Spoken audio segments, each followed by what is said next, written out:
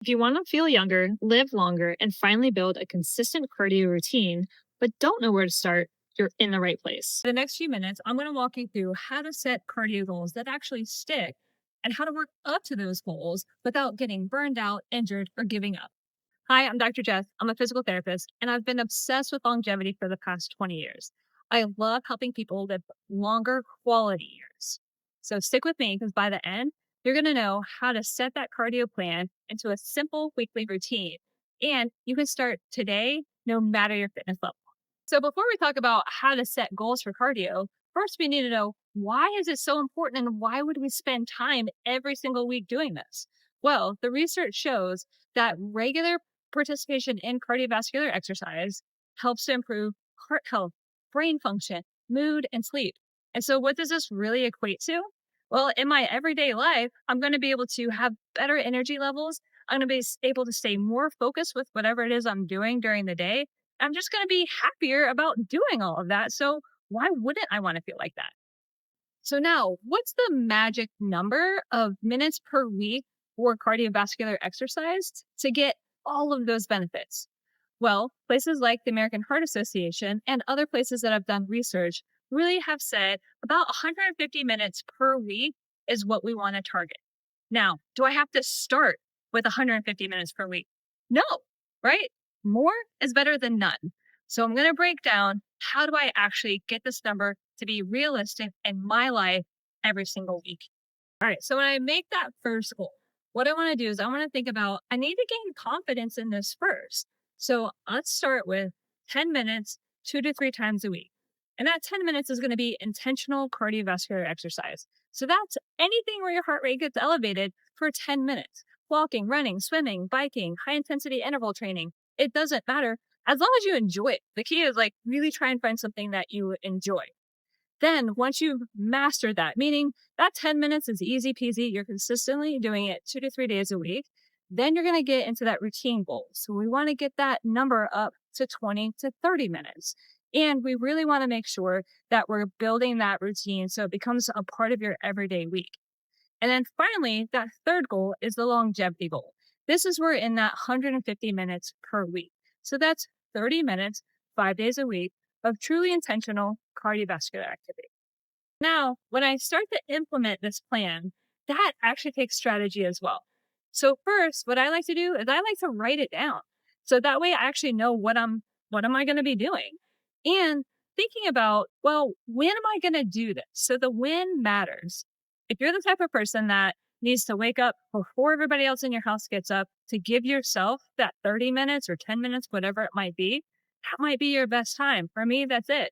Or you just tag it on to something you're already doing, where you're already transitioning. So think the end of your workday. Pack those clothes, change in the office, and then go do it. So you're already in a transition, just stack it up to that transition.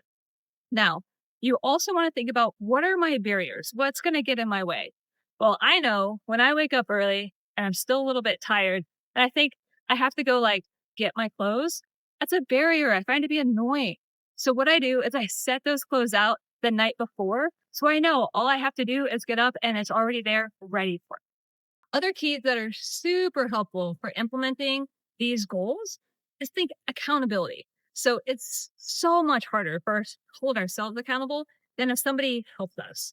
So having some form of a workout partner, somebody in your life that you can just report to that you did it, that will cheer you on, or just having like even your pet, like bringing that dog for a walk or a run.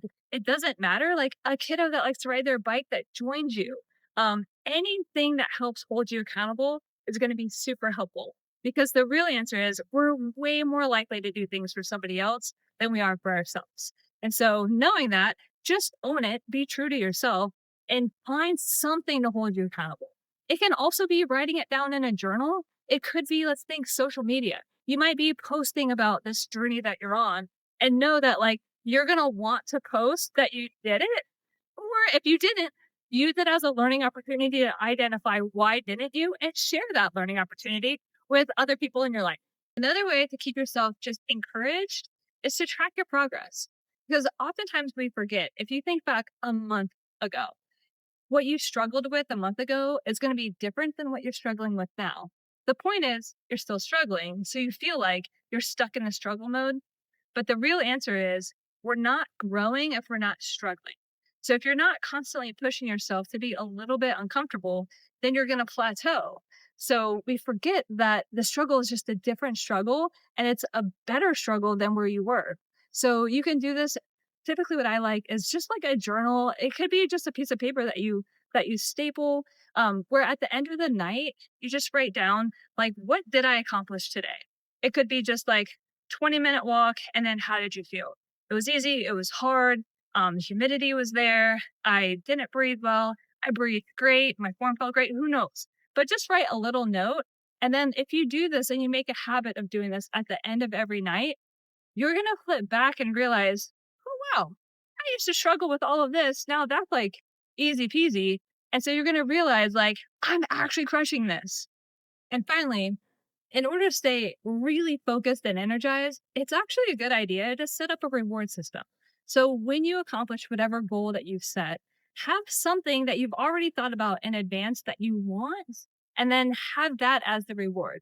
So let's say your goal is like really implementing a walking program, 3 days a week, but there's like a new pair of shoes that you really want. Wait to get those shoes until you've actually been consistent for 2 weeks with your walking, let's say.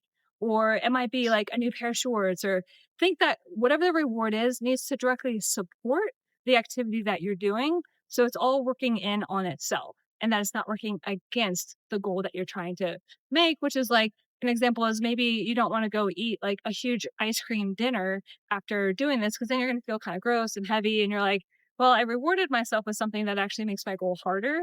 So try and really be intentional about whatever that reward system is.